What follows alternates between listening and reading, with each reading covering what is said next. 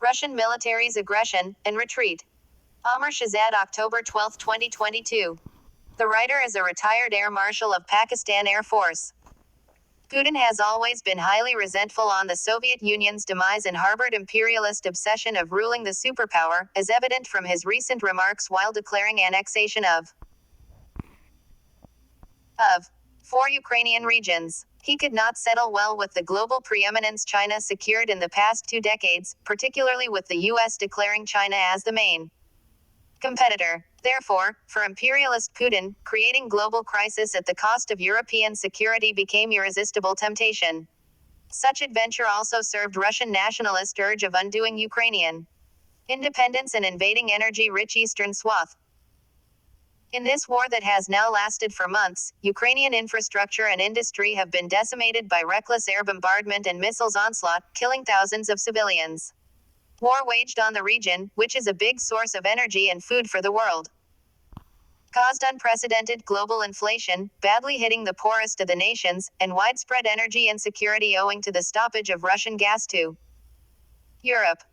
Today Russia sits on 20% of the Ukrainian territory, which Putin has formally announced annexing after holding a forced referendum. This territory includes Donetsk, Luhansk, Kherson and parts of Zaporizhia, spanning 100,000 square kilometers. On the battlefield in the 7-month-long war, Ukrainian defense and counteroffensive, aided by the US NATO, did cost Russia colossally, featuring a loss of 56,000 troops, 50% of armor and 1/10 of Air Force fighters, as per the Western media. While Russian forces are struggling to hold on the conquered swaths of eastern and southern Ukraine, they are compelled to retreat from an area of 6,000 square kilometers, adding to Putin's embarrassments. In frustration, the Russian leader has already made numerous changes in the military hierarchy. Despite the fact that he wrongly over-relied on the military that still carries the Soviet-era centralized command culture and military hardware limitations. In this reckless war that has brought much human tragedy to Ukraine and global instability, Putin has been nowhere close to the objectives he spelled in February this year, including prevention of NATO's expansion, commitment not to deploy offensive weapons systems near Russian borders, and return of NATO bloc's European military infrastructure to 1997 levels. Contrary, with the onset of war, the US and NATO have furthered military deployments in Baltic states and Poland.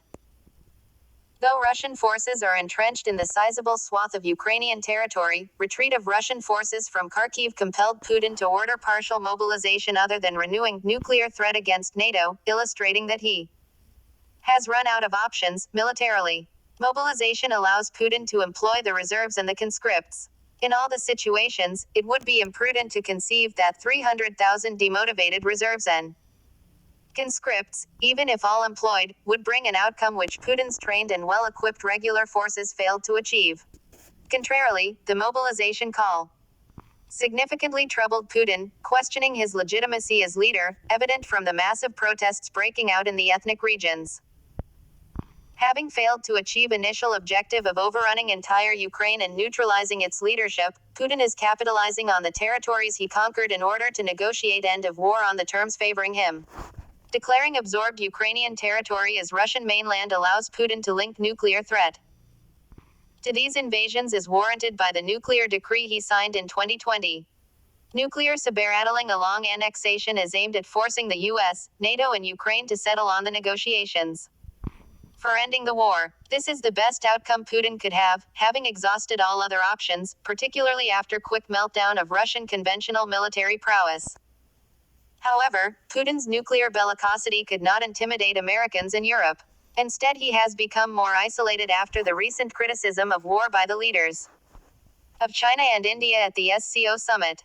China, which has global ambitions, has its own economic and strategic predicaments while supporting Russia. Snubbing by China and India happens to be a great setback for Putin, further narrowing his options, and questioning Russia's ability to sustain its economy, which has so far been propped by its allies.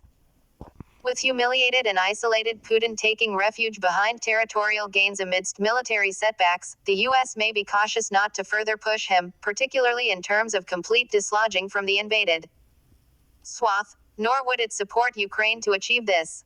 On the contrary, Ukrainians with Western aid are riding the momentum as evident from military embarrassments they inflicted on the Russian army while liberating parts of Kharkiv region and Lyman. This is a point where Ukraine and the US may start to diverge as the former appears poised to force well-entrenched Russia for complete withdrawal from the invaded area, including Crimea, humiliated and dangerous Putin can hardly afford. Published in the Express Tribune, October 12, 2022.